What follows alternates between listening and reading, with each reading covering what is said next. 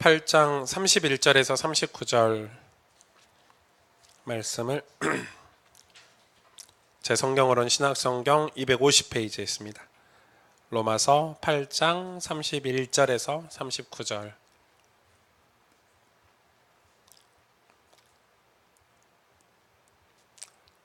그 성경 찾는 거 좀 도와주시면 얼마나 좋을까? 얼마나 답답하실까 혼자. 여자친구가 자기만 찾고 계속 기다리고 있어. 나 같으면 좀 찾아주겠구만. 네. 얼마나 성경 찾는 게 어려운 건지 모르시는. 저는 한 교회 나온 지 한 2년 동안 헤맸어요. 롬 이런데 롬이 도대체 무슨 말의 줄임인지 우리는 익숙하니까. 네. 31절부터 제가 읽어드릴게요. 그럼 같이 읽어보세요. 그런즉 이 일에 대하여 우리가 무슨 말 하리요? 만일 하나님이 우리를 위하시면 누가 우리를 대적하리요? 자기 아들을 아끼지 아니하시고 우리 모든 사람을 위하여 내주시니까 어찌 그 아들과 함께 모든 것을 우리에게 주시지 아니하겠느냐? 누가 능히 하나님께서 택하신 자들을 고발하리요? 의롭다 하신 이는 하나님이시니 누가 정죄하리요? 죽으실 뿐 아니라 다시 살아나신 이는 그리스도 예수시니 그는 하나님 우편에 계신 자요 우리를 위하여 간구하시는 자신이라. 누가 우리를 그리스도의 사랑에서 끊으리요? 환난이나 공고나 박해나 기근이나 적신이나 위험이나 칼이랴. 기록된 바 우리가 종일 주를 위하여 죽음을 당하게 되며 도살 당할 양같이 여김을 받았나이다 함과 같으니라. 그러나 이 모든 일에 우리를 사랑하시는 이로 말미암아 우리가 넉넉히 이기느니라. 내가 확신하노니 사망이나 생명이나 천사들이나 권세자들이나 현재일이나 장래일이나 능력이나 높음이나 깊음이나 다른 어떤 피조물이라도 같이 읽겠습니다. 뒤에 우리를 우리 주 그리스도 예수 안에 있는 하나님의 사랑에서 끊을 수 없느니라. 아멘. 이게 사도 바울의 신앙 고백이죠. 견고한 신앙 확신이죠. 우리는 오직 성경 위에 신자의 삶을 살아야 됩니다. 성경 위에 선, 이게 중요하겠죠. 성경 위에 서 있어야 됩니다.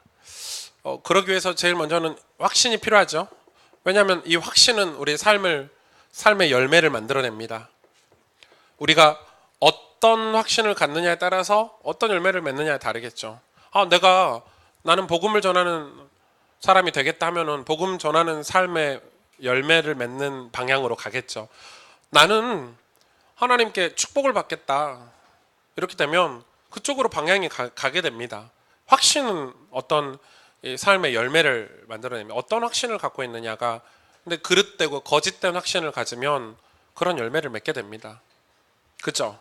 잘못된 확신을 가지면. 그래서 우리가 지금 가지고 있는 확신이 성경의 확신인가 성경 위에 서 있는 확신인가를 살펴봐야 되는 거예요. 여러분 이건 믿음이야. 이거는 하나님 기뻐하시는 거야 라고 확신을 가졌는데 그게 성경으로 비춰지지 않고 성경을 통과하지 않은 확신이라면 그 열매가 얼마나 무섭겠어요. 여러분 두렵겠어요. 그걸 반드시 우리는 이 확신을 어디서 확인을 해야 되죠? 성경으로 조명을 해야 되는 거예요. 반드시. 그래서 진짜 조심해야 돼요. 우리는 복음과 이 체험을 굉장히 확인을 잘 해야 돼요. 복음이냐 체험이냐 이런 거를. 하나님은 이 인류 최초 인간 아담이 타락했잖아요. 이 타락한 후부터 하나님은 뭘 우리에게 계속해서 가르치고 있냐면 성경을 통해서 믿음으로 사는 삶을 계속해서 가르치는 거야. 믿음으로 사는 삶, 이걸 계속해서 좀 가르치고 있어요. 아브라함을 통해서, 이삭을 통해서, 야곱과 요셉을 통해서 수많은 그 인물들을 통해서 이 사람이 믿음의 삶이냐 그렇지 않는 삶이냐를 계속해서 비교하면서 우리에게 보여주고 계시는 거예요. 왜 믿음으로 사는 삶을 계속해서 우리에게 가르쳐주고 계시죠? 믿음으로 살아야 구원받으니까. 믿음으로 살아야 하나님 품으로 다시 돌아갈 수 있으니까. 믿음을 멀리했던 아담이 타락하고 믿음을 멀리해서 어떻게 됐습니까? 그래서 타락한 직후 곧바로 믿음으로, 어떤 믿음입니까? 예수 그리스도를 믿는 믿음으로. 그래서 지금 성경이 말하고 있는 건 딱 이거예요. 계속해서 예수 그리스도를 믿느냐. 그래서 구약 신약을 통틀어서 예수 그리스도에 대해서 조명하고 있지 않습니까? 그걸 뭐라고 그러죠? 이 예수 그리스도를 그래서 우리가 복음이라 그래. 복음. 복된 이 복복자의 소리음자 한문을 썼죠. 영어로는 가스펠이라 그러죠. 우리 교회가 가스펠 교회, 복음 교회예요. 한국말로는. 복음 교회 하니까 좀 촌스럽더라고요. 그래서 가스펠 교회. 제가 처음에 교회 이름을 지을 때 복음교회 이랬는데 복음교회 아무리 봐도 좀 촌스럽고 복음이 좀 여기 그래서 그럼 가스펠 교회다 영어로 하자 해서 가스펠 교회인데 또 영어로 쓰자니 어른들이 잘 좀 그럴 것 같아서 한국말로 가스펠 교회 이렇게 한 거예요. 네. 별거 없어요. 네. 그런 거예요. 그래서 이 복음이 굉장히 중요하죠. 체험은 이 복음 안에서의 믿음으로 살다 보면 와지는 게 체험이에요. 그런데 자, 이 체험을 강조하기 시작하면 뭐에서 멀어지죠? 당연히 복음에서 멀어져요.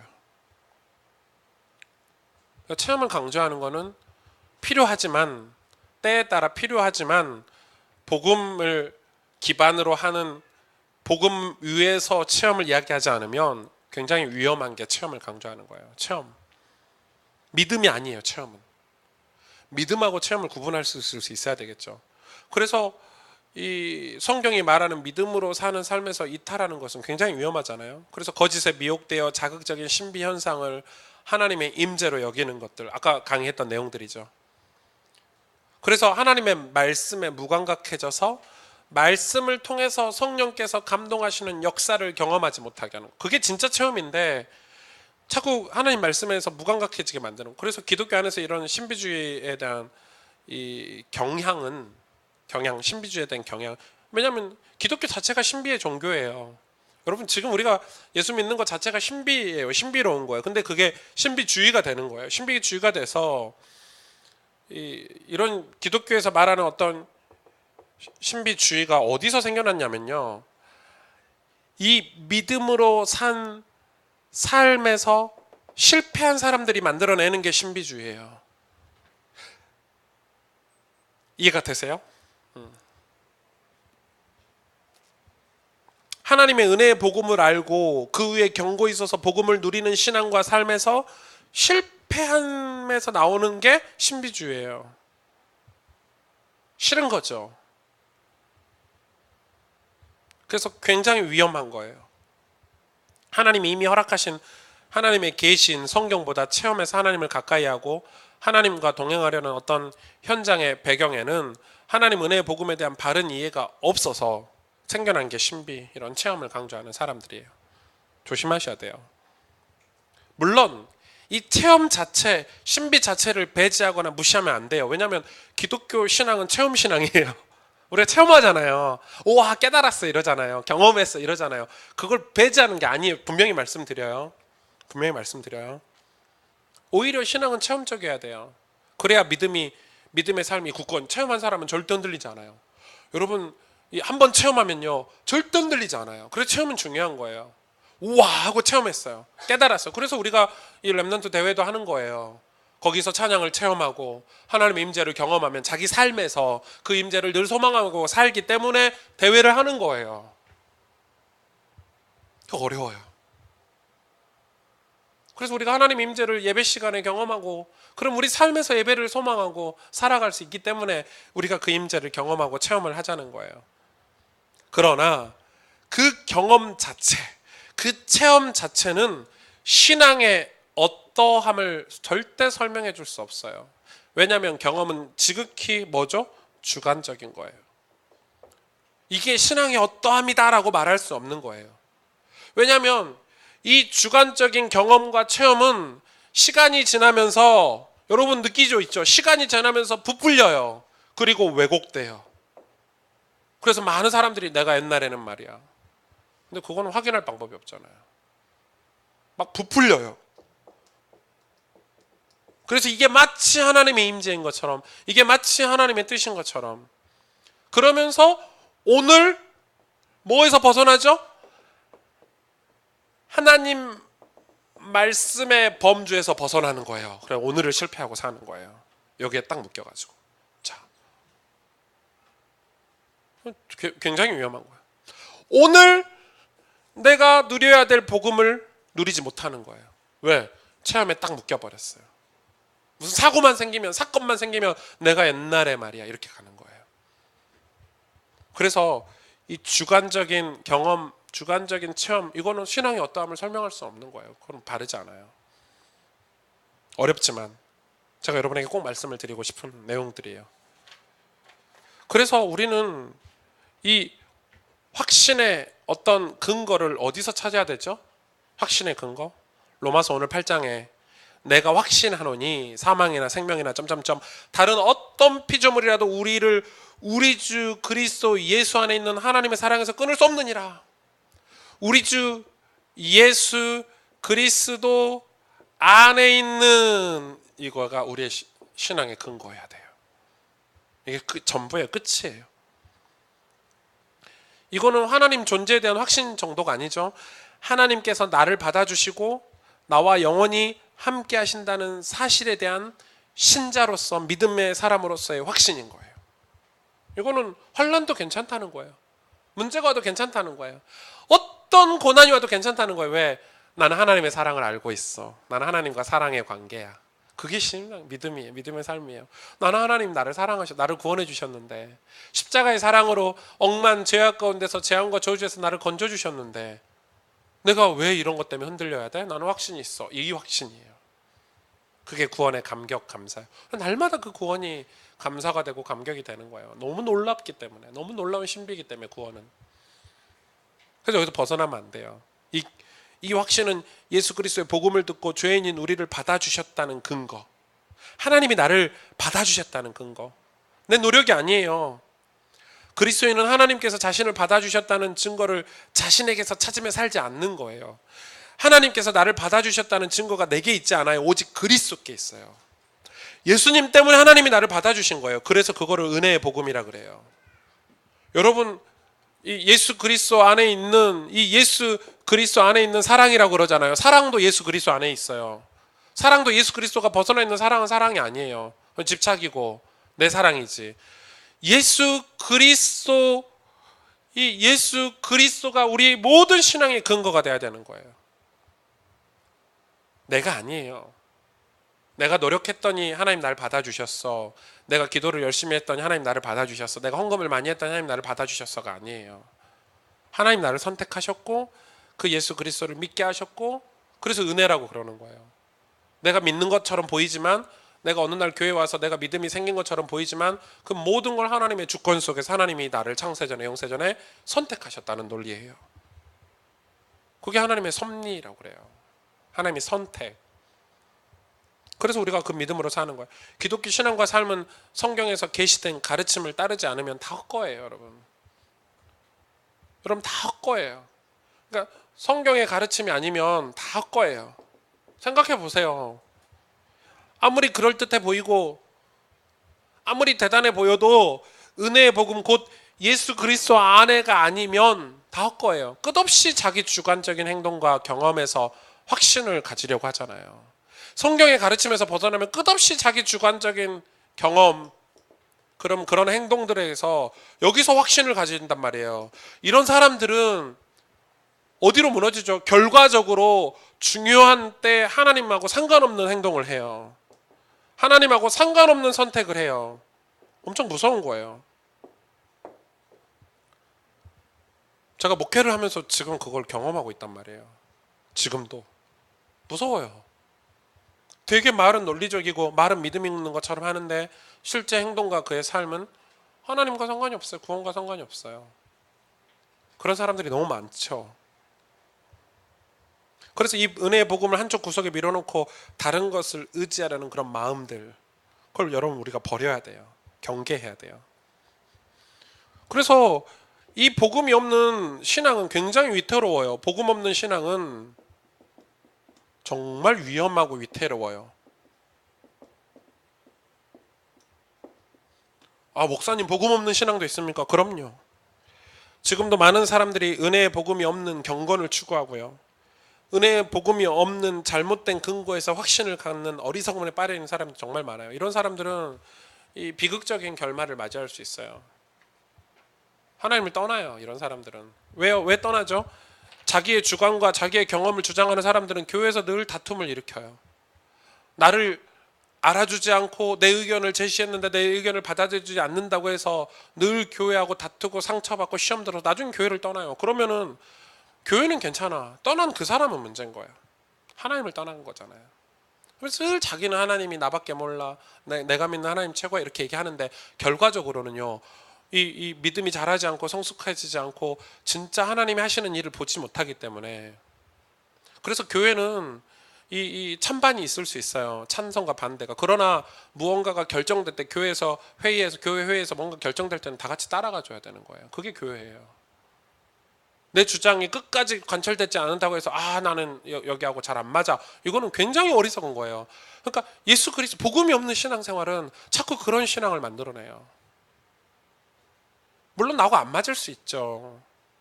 내 성격과 내 인품과 내 인격과 안 맞을 수 있는 게 교회예요. 그러나 여러분 우리가 그런 걸로 신앙생활을 하기 시작하면요. 결국 자기 인생이 비참해지고 이상한 쪽으로 흘러가게 돼요. 여러분 그걸 뛰어넘으셔야 돼요.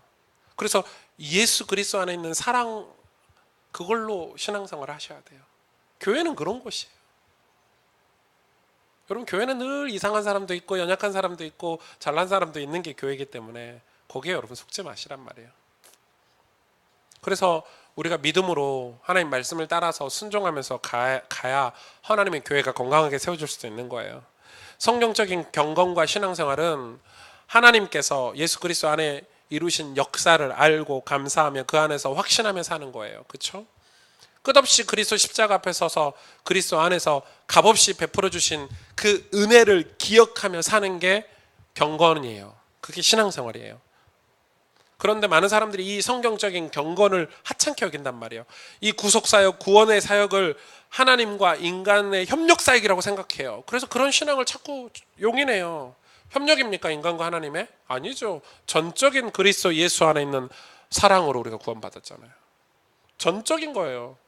그 복음이 찾고 없는 거예요. 복음을 찾고 없애요. 야, 우리가 노력해보자. 우리가 이렇게 했더니 하나님이 이렇게 축복하셨어. 자꾸 이 주관적인 자기의 뭔가 경험과 어떤 것들을 자꾸 강조를 하는 세력들이 있는 거예요. 내가 기도해 보니까 대표적인 사람이에요. 조심하셔야 돼요. 내가 생각해 보니까, 내가 기도해 보니까 아주 위험한 말이에요. 물론 뭐 우리 부모님들이 기도하면서 그런 대화를 할 수 있지만 그 사상이 무섭다 이 말이에요. 내가 기도해 보니까 그런 거예요. 그러니까 이런 사람들은 계속해서 자기 노력이잖아요.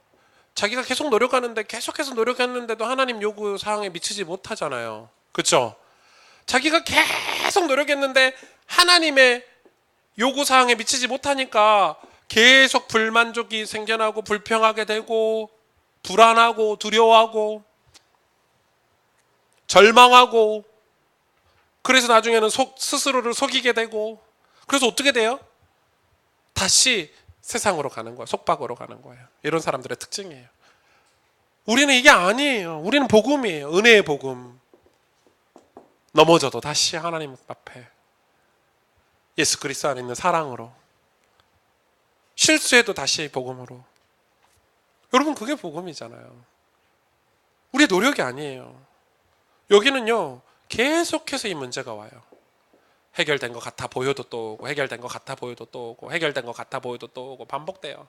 그러다가 나중에는요 부정하고 하나님 어디 계시냐고 등 돌리고 완전히 파멸의 길로 가는 사람들 정말 많아요. 제가 그냥 하는 얘기가 정말 저는 직접 본 것도 많고 들은 것도 많고 매 교회에서 싸우고요. 교회가 나를 이해 못해주고 목사님이 나 이해 못해주고 뭐 이런 식이요.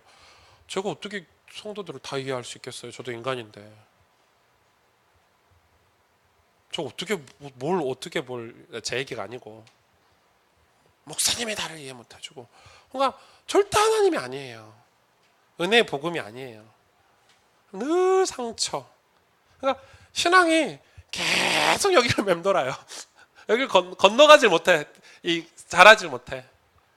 미성숙. 그래서 성경 이야기하잖아요. 아직 장성하지 못한 신앙. 몸은 큰데, 몸은 20대, 30대인데, 40대인데 생각과 신앙은 어린아이와 같은 늘 그러니까 딱 이거예요. 노력. 그러니까 여러분 우리가 진짜 기도할 것은 뭐냐면 복음을 깨닫는 거예요. 이건 기다려줘야 되는 거예요. 복음 깨달으면 끝나는 거예요. 복음 깨달은 사람은 상처가 없죠. 복음 깨달은 사람은 조금 다투더라도 화해하게 돼요. 함께 가게 돼요. 그러니까 교회는 지식과 어떤 이 뭐죠? 그런 어떤 자기 수준에 맞는 사람들의 어떤 그런 모임, 정치적인 모임이 아니에요. 교회는 구원과 은혜의 복음을 깨닫는 곳이에요. 그러니까 그런 깨달은 사람들이 제자가 되고 또 제자가 아닌 사람들을 새신자와 이런 사람들을 그런 제자가 되도록 우리가 섬기고 양육하고 보살피고 그리고 그런 사람들이 믿음에 자라도록 우리가 기다려주고 교회는 끊임없이 제자를 그런 이 은혜의 복음의 역사가 일어나는 곳이 교회여야 돼요. 교회는 그런 곳이에요. 이걸 모르면 교회를 이해를 못해요, 사람들이. 교회가 막 단계를 거쳐서 성장해야 된다고 생각해요. 교회는 단계를 거쳐서 성장하는 데가 아니에요. 끊임없이 복음의 역사가 반복적으로 일어나는 곳이 교회여야 돼요. 그래서 교회가 한 30년 되면은 수준 높은 대학 교수들만 앉아있는 곳이 교회입니까? 그래서 교회가 다 병들었어요. 끊임없이 연약한 사람들이 30년이 지나도 100년이 지나도 이곳에 와서 은혜를 받고 예수 그리스도를 만나고 그렇죠? 그래서 우리 믿음을 먼저 가진 사람들이 그 사람들을 위해서 헌신하고 수고하는 것이 교회예요. 이번에 성전 이전하면서 제가 한 몇 달간 고민한 게 헌금이었어요. 그래서 최소화해서 가도 몇 억이 필요하더라고요. 이사 자체가 왜냐면 우리 규모가 커져서 그렇다고 이사 가는데 이 불편해서 더 좁은 데로 갈 수는 없잖아요. 그러니까 조금 넓혀서 가는데 이제 건물 뭐 어떤 분들은 건물이 좀 괜찮은 데로 저는 건물 관심 없어요. 뭐 좀 허름해 보이면 어때요? 그러나 조금 넓고 괜찮은 데를 리모델링해서 가려니까 헌금 필요한 거예요. 근데 처음에는 제가 믿음이 없는 거죠. 생각을 너무 많이 했어요. 그냥 돈 다 빌려가지고 그냥 성도님들한테 아예 말도 안 하고 그냥 이사 갈까? 이렇게 생각했는데 그게 아닌 거더라고요. 왜냐하면 믿음 있는 사람들이 우리 후대들을 위해서 지금 여러분 중고등부배 어디서 드린 줄 아시죠? 교육자실에서 드리고 있고 우리 예배 드릴 공간이 없고 좁고 우리 어른들은 여기 오면 불편하니까 이 교회 예배 드리면 다 나가버리고 어디 앉아서 밥 먹을 데가 없으니까 그래서 조금이지만 업그레이드를 해서 가야 되지 않겠나. 그거는 우리의 헌신이 필요하지 않겠나.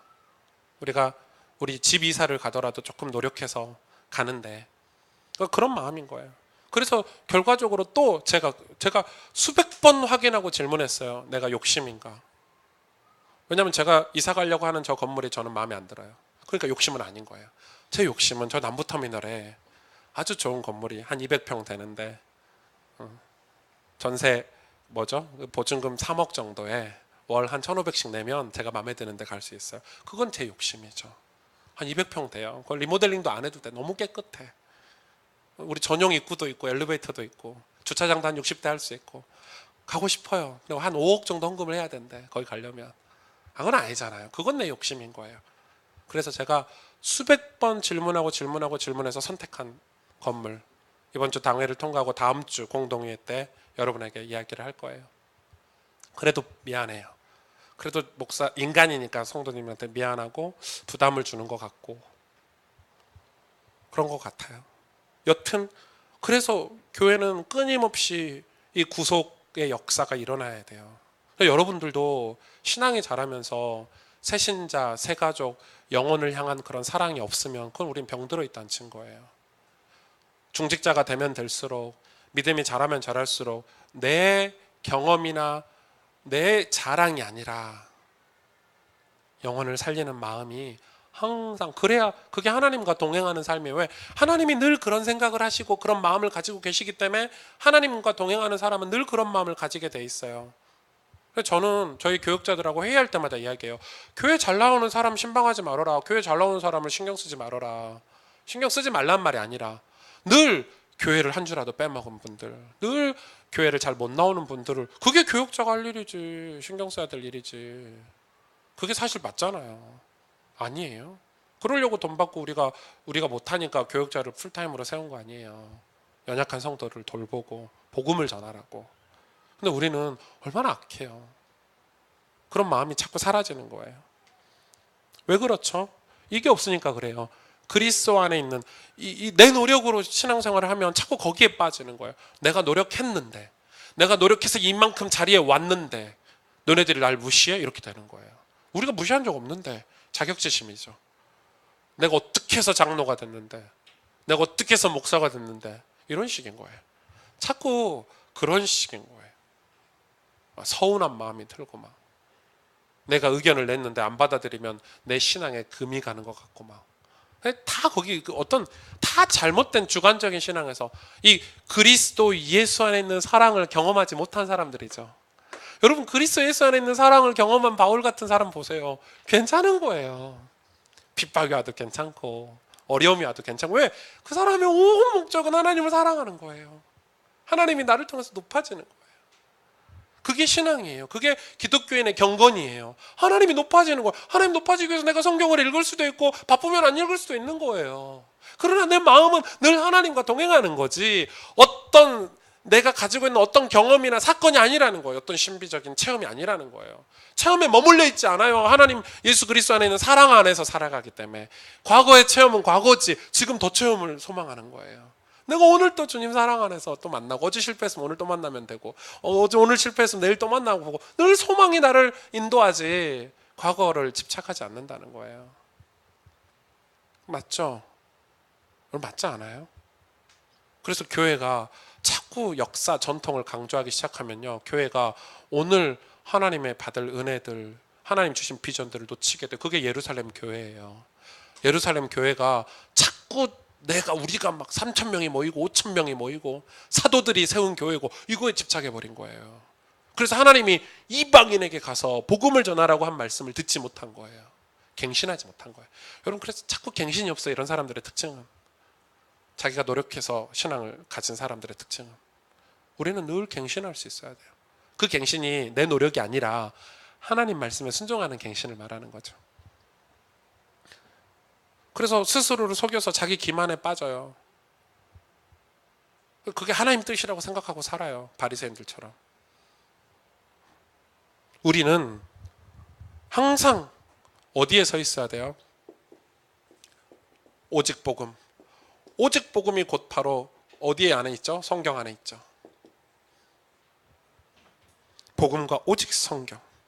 오직 복음과 오직 성경. 이게 우리의 근간이 되고 뿌리가 돼야 돼요. 교회는 무엇보다 복음에 헌신해야 돼요. 복음을 전해야 돼요. 오직 이 칼빈 5대 교리가 뭐예요? 다 알고 계시죠? 오직 성경. 두 번째 뭐죠? 오직 은혜. 이번에 우리가 말씀 사경의 주제로 가졌죠. 그리고 세 번째가 오직 믿음. 그리고 네 번째가 오직 예수 그리스도. 오직 그리스도. 그리고 마지막이 오직 하나님께 영광. 이게 칼빈 5대 교리예요. 그래서 뭐 이 앞글자 영어 스펠링을 따가지고 그걸 이제 튤립이라 그러죠. 윤덕현 전사님 그 카톡에 보면 튤립 이렇게 써놨어요. 영어로. 이거 앞글자 따놓은 거예요. 여러분 잘 모르죠. 저는 왜 튤립을 써놨을까? 꽃을 사랑하는 남자인가 뭐 이러면서 이 앞글자를 따서 이게 튤립이라 그래요. 근데 보세요. 중요한 거는, 자, 이게 굉장히 중요하죠. 이 첫 관문이 오직 성경이에요. 이게 중요해요. 근데 이거를 은혜와 믿음, 그리스도 하나님께 영광이라는 이 축복된 삶을 살기 위해서 첫 관문이 오직 성경이에요. 근데 지금 사단이, 마귀가 이 성경을 무너뜨린단 말이에요. 이 첫 관문인 오직 성경의 균열을, 그러니까 그럼 뭐가 무너지죠? 다 무너져요. 이게 혼합되고 섞여서 밖의 것들과 섞여가지고 이게 본색을 잃어버리는 거예요. 이게 복음이 무너지는 거예요. 오직 성경이 무너지면 복음이 무너져요. 그래서 오직 복음은 오직 성경 안에 서 있어요. 그래서 성경을 우리가 지켜야 되는 거예요. 여러분, 성경 안에 복음이 있고 예수 그리스도의 복음이 있어요. 이 은혜, 믿음, 하나님께 영광이 다 성경 안에 있는데, 그래서 우리가 결론적으로 다시 돌아와서 처음 시작했던 것처럼 오직 성경. 이 성경 우리가 지키는 이유예요. 말씀을 지켜서 사는 거예요. 그래서 오직 성경이 무너지면 복음이 전부 뒤섞이고 복음 없는 신앙이 그것을 대신할 다른 확신의 근거를 찾게 되는 거예요. 그리스도께서 이루신 것을 의지하는 오직 은혜, 오직 믿음을 버리고 자신에게 있는 그 무엇에 주목하기 시작해요. 여러분 놀라워요. 성경을 벗어나는 순간 그렇게 돼요. 영적인 거라. 그것이 어떤 체험이든 헌신이나 봉사든 그리스도께 초점을 맞추는 복음 중심의 신앙에서 사람에게 초점을 맞추는 인간 중심의 종교로 탈바꿈하게 되는 거예요. 뭘 잃어버리면요? 오직 성경을 잃어버리면. 그게 역사가 증명하고 있고, 그래서 우리가 교회사를 배웠잖아요. 역사가 지금 그렇다니까요. 이걸 잃어버린 순간 하나님 중심에서 사람 중심, 인간 중심의 종교로 탈바꿈하게 되는 거예요. 놀라워요. 반드시 그렇게 돼요. 그러니까 제가 지금 목회를 하면서 얼마나 치열하게 싸우고 있는지 몰라요.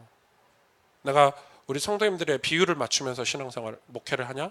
그럼 끝나는 거예요. 이 교회는. 죄송하지만 제가 여러분 비율을 안 맞추고 성경 하나님 비율을 맞추면서 지금 목회를 하는 거예요.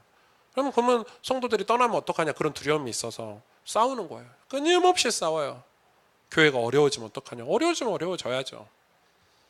제가 진리를 전했는데 그 진리가 듣기 싫어서 성도님들이 떠나면, 그러면은 저는 그걸 기쁨으로 하나님 영광으로 받아들이고 믿음으로 사는 거죠. 그러니까 그 목회자에게 주는 중압감이 엄청 커요. 엄청 커요. 그래서 교회 안에는 그런 제자들, 신실한 제자들, 목회자와 함께 동행하는 동역자들이 굉장히 중요한 것 같아요. 그게 얼마만큼 이 힘이 있느냐. 그래서 루터 같은 사람들, 칼빈 같은 사람들 주변에요, 엄청난 중직자들이, 엄청난 성주들이 그분들을 도왔어요. 루터는 그 독일에 있는 영주들이 없었으면 루터는 종교개혁 못했을 거예요. 그 성주들이, 영주들이 루터를 전적으로 도왔어요. 그의 삶을 완전 다 책임졌어요. 그가 종교개혁을 하고 성경 번역을 할 수 있도록, 그 종교개혁을 할 수 있도록 숨겨주고 입혀주고 그의 삶, 가족들을 다 책임져 줬어요. 그 성주들이. 왜냐하면 이 성주들이 정치적인 목적은 있었어요. 왜냐하면 이 로마 교황에 대항해서 싸우고 있었기 때문에. 그런데 루터가 하는 말이 맞거든요. 오직 믿음으로 말미암아 살리라. 그래서 루터가 성경을 번역할 수 있도록 모든 걸 다 지원했어요. 그를 숨겨주고 성에 하도 많으니까 어디 숨긴지 몰라가지고 못 찾아서 못 죽였어요. 로마 교황청에서. 그를 죽였어야 돼. 그래야 로마 교황청이 자기들의 명분이 있었을 텐데, 이 성경을 번역한다니까요. 막 미칠 뻔해. 그래서 루터를 죽이려고요. 그러니까 마치 사도 바울을 죽이려고 했던 것처럼, 다윗을 죽이려고 했던 것처럼, 이런 사람들은 늘 그렇게 이 건강한 교회들을 공격해요. 건강한 목회자들을 늘 공격해요. 왜요? 자기들의 명분을 위해서. 자기들의 주관과 자기들이 말하고 있는 자기들의 이거를 명분을 세우기 위해서 늘 공격해요. 다른 사람을. 그래서 다른 사람을 공격해서 자기 신앙을 세우는 거예요. 다른 사람을 죽이면서 내 신앙을 돋보이게 만드는 사람을 경계하셔야 돼요. 신앙의 근거는 거기에 없잖아요. 비교해서 내가 잘났어가 아니잖아요. 우리의 신앙의 근거는 오직 그리스도 안에 있는 사랑이잖아요. 그래서 내가 늘 겸손하는 거예요. 두 사람 얘기해도 내 신앙이 늘 겸손한 거예요. 상관없어요. 왜? 사람 앞에서 얻는 결과물이 아니기 때문에. 저는 목사님들과 대화하면 아시다시피 늘 목사님들이, 선배들이, 후배들이 귀하고 감사하고, 괜찮아요. 내가 낮아져도 문제가 되지 않는 거예요. 내가 돋보이지 않아도. 그거는 진짜 신앙이 아니니까. 그건 오직 복음이 안 돼서 그래요. 오직 성경이 아니어서 그런 거죠. 여러분, 이거는 그러니까 무엇이든지 자신에게 거슬리거나 자신을 위한 것 같지 않다 싶으면 마음을 닫아버리는 시대를 저와 여러분 지금 살고 있잖아요. 복음은 개인의 감정을 달래고 만족시키기 위한 것이 아니에요. 자꾸 그렇게 가니까 신앙이 사라지는 거예요. 자꾸 신앙이 자라지 않는 거예요. 사람의 개인의 감정을 달래고 만족시키기 위해서 복음을 이용하니까 자꾸 멀어지는 거죠. 그래서 저와 여러분은 오직 신자의 삶은 성경 위에서 참되고 풍성해질 수 있어요. 자신의 통제 안에 두려고 하지 말고 하나님의 주권, 성경의 통제 안에 사는 게 진짜 자유한 삶이에요. 이게 오늘 강의를 다 마친 거예요. 그러나 하나님의 음성 듣는 거에 대해서 여러분이 좀 궁금할까 봐 참된 하나님의 음성을 듣고 따르는 삶에 대해서 조금 다루고 오늘 마치려고 해요. 이거는 조금 제 개인적인 주관이 좀 들어갈 수 있어요. 좀 들어갈 수 있지만 하나님의 음성을 듣고 따르는 삶에 대해서 제가 굉장히 보수적일 수도 있고 좀 주관적일 수도 있는데 그래도 좀 참고해서 앞으로 여러분이 묵상을 하고 말씀 묵상을 하고 기도하는 삶을 살아야 되니까 하나님의 음성을 듣고 따르는 삶에 대해서 좀 정의를 가지고 있으면 좋겠다 싶어서 부록으로 오늘 내용을 좀 다루려고 해요. 이 하나님 음성 듣는 것에 대한 논란이 끊임없이 있어요. 근데 이거는 이런 마음이죠. 우리는 늘 뭘 원하냐면 기적을 원해요. 이런 마음이 사람마다 다 있어요. 복권이 당첨됐으면 좋겠고, 그렇죠? 그렇지 않아요? 나도 어느 날 일확천금을 얻었으면 좋겠고, 이런 마음이 사람 마음에 늘 기적을 원하는 마음을 늘 가져요.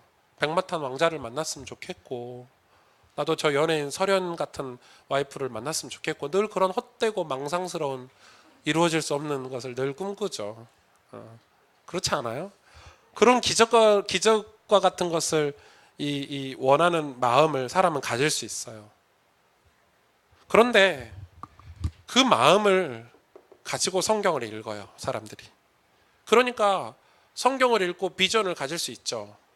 그러니까 여기서 이런 마음을 가지고 성경을 읽으니까 성경을 올바르게 해석할 수 있냐? 이런 마음을 가지고 여러분 주일날 설교를 들으니까 설교에 대한 원포인트 하나님이 하시는 말씀을 제대로 들을 수 있냐? 음성을 들을 수 있냐? 아니라는 거예요. 그래서 사도 바울이 시작하는 거예요. 내가 그리스도 안에서 함께 그리스도와 함께 죽고, 그렇게 신앙을 시작해야 돼요.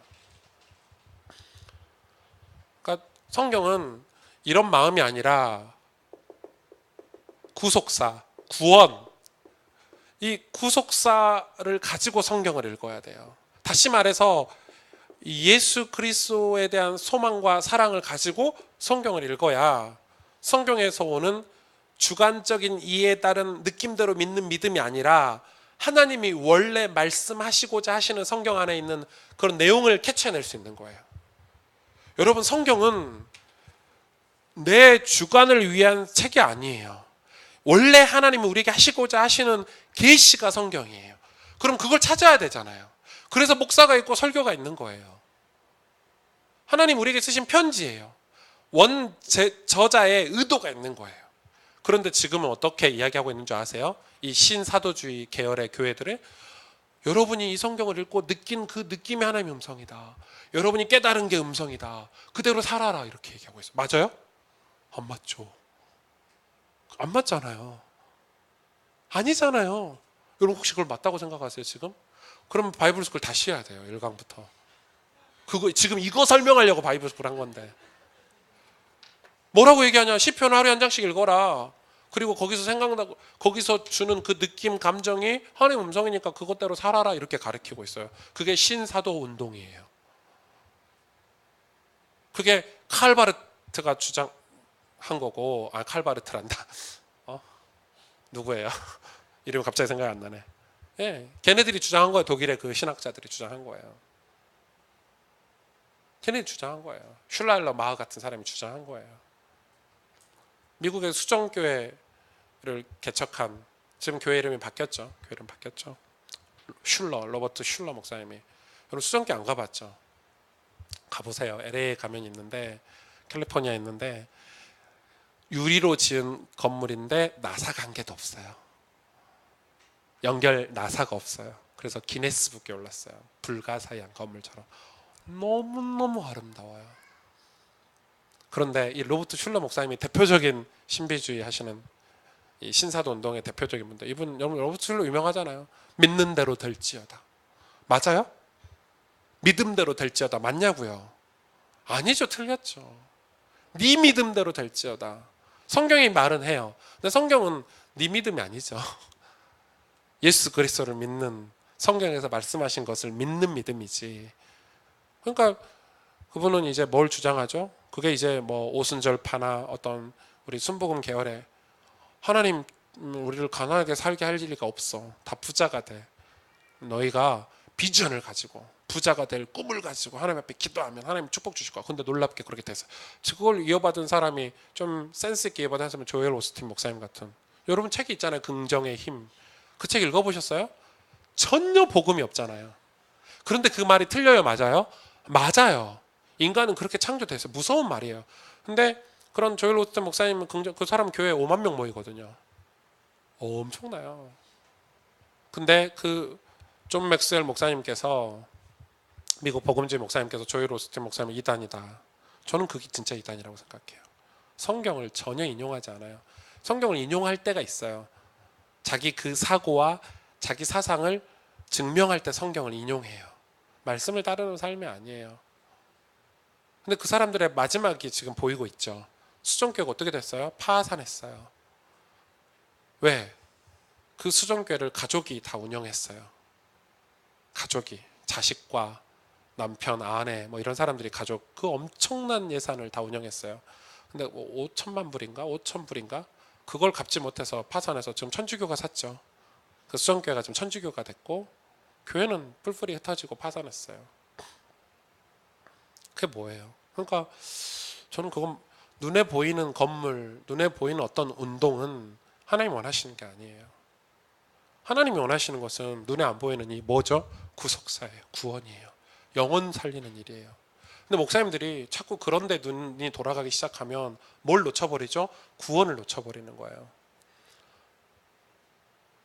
와, 우리 2만 명 모였어. 거기에 묶이면 안 되는 거예요. 좀 그게 중요한 게 아닌 거예요. 그걸 경계해야 돼요. 우리는 렘넌트 운동을 하면서도 우리의 소망은 우리 아이들이 복음을 받고 변화된 삶을 살고 하나님을 주인 삼아 살 수 있는 그 구원의 역사가 우리한테는 소망이어야 돼요. 그것 때문에 우리가 미친 듯이 헌신도 하고 땀도 흘리고 노력하는 거지, 와 몇만 명 모이기 위해서 뛰는 게 아니에요. 그러니까 지금 굉장히 제가 그런 일을 하면서 지금 느끼는 느낌들을 여러분하고 나누는 거예요. 하나님의 음성 듣는 걸 그쪽으로 자꾸 가요. 와, 하나님의 음성, 하나님의 음성. 경계해야 되는 거예요. 주관적인 신앙을. 그건 하나님의 음성 듣는 게 아니에요. 기준을 거기다 두면 안 돼요. 이런 기적에다가 기준을 두면 자꾸 이방 종교하고 다를 바가 없어요, 여러분. 이건 헛된 기준이에요. 우리의 기준은 성경이어야 돼요. 우리의 모든 묵상과 기도의 원천은 말씀이어야 돼요. 그래서 하나님의 음성은 따로 듣지 않아도 돼요. 여러분이 이미 하나님의 음성을 듣고 살고 계세요. 주일날마다 말씀을 듣고 성경을 읽고 거기서 오는 믿음을 가지고 살고 있는 게 하나님의 음성을 듣는 삶이에요. 그거 말고 별도로 특별한 하나님의 음성을 듣는다고 생각을 하신다면 그게 위험한 신앙의 시작이에요. 그렇게 해서 사이비 종교들이 나왔어요. 자기가 원하는 걸 들어야 돼 하고 뭐 이렇게 막 장풍 쏴가지고 넘어지고 막 이런 거. 목사님들이 강단에서 장풍이로 해서 확 보셨어요? 영상 보셨죠? 그게 왜 생겼겠어요? 처음부터 그렇게 했을까요? 아니에요. 저기 전라남도 신안에 가면은 그 목사님, 그 사이비 목사님이 그 처음 시작했던 곳에, 살았던 곳에 자기 본가죠. 거기다 기도원을 지었어요. 거기에서 이제 물을 팔아요. 그 물이 한 병에 10,000원이에요. 비트병 한 병에 물이. 그거 뭐죠? 그게 신비의 물이에요. 그 물을 먹으면 다 낫는데요. 목사가 파는 거예요, 그게. 그래서 뭐 하냐면 그 목사님이 와서 그 물을 저장해 놓고 바닷물을 뭐 어떻게 하는 방법, 그리고 자기 손을 담그는 게 이게 신비의 물이에요. 더러워서 그 물을 어떻게 사 먹어요? 10,000원씩 주고. 완전 사입이죠. 그런데 줄 서요. 그 물 살려고 줄 선다니까요, 사람들이. 그 물 먹으면 영생수라고 해서 구원받는다고 줄 선다니까요. 여러분, 그게 지금 우리 한국에서 일어나고 있는 신앙, 교회의 한 모습이에요. 불교하고 뭐가 달라요? 불교에 가서 전등 다는 거하고 뭐가 다르냐고요. 그걸 하나님 음성이라고 듣고 살아요. 그러니 자꾸 그런 거를 쫓아가면 말씀에서 벗어나는 거예요. 성도들이 말씀을 보지 않아요. 말씀 같은 거 볼 필요가 없는 거예요. 그 사람 말만 듣고 살면 되니까. 그 체험만 경험하고 살면 되니까 내가 말씀을 공부하고 예수님을 알아가고 하나님을 알아가는 그런 노력들을 안 하게 되는 거예요. 즉 그 경험만 하면 되니까. 그죠? 어디 가서 안수 한번 받으셨어요. 와, 안수 받는 게 좋거든요. 나쁘진 않아요. 그리고 안수를 한번 받기 시작하면 늘 문제 생길 때마다 안수 받는 게 생각난다니까요. 그게 하나님의 음성이래요. 아니에요. 하나님의 음성은 그런 게 아니에요. 오직 성경이에요. 그래서 저와 여러분은 하나님의 음성 듣는 삶이 뭐냐면 오직 성경의 인도를 받는 삶이고, 오직 강단에서 나오는 말씀의 인도를 받는 삶이에요. 그 말씀이 내 삶에서 살아내고 내 삶에 적용하고 사는 삶이, 그게 하나님의 음성을 듣는 삶이에요. 하나님은 새롭게 특별한 말씀을 주시는 게 아니라 여전히 성경을 통해서 말씀하고 계세요. 이 계시가 완성됐기 때문에. 66권으로 하나님이 계시는 끝났어요. 계시는 끝났어요. 그 계시가 오늘 우리 삶에 적용되고 살아가는 삶이 신앙생활이에요. 새롭게 다시 말씀하시지 않으신다고 하셨어요. 하나님이 다시 성경을 다시 기록하고 다시 말씀하시지 않는다고. 이건 알파와 오메가고, 이 기록된 게 끝이라고 말씀했어요. 이 안에서 못 찾으면 구원을 못 찾는 거예요. 이 안에서 예수 그리스도를 만나지 못하면 그건 만나지 못하는 거예요. 그렇죠?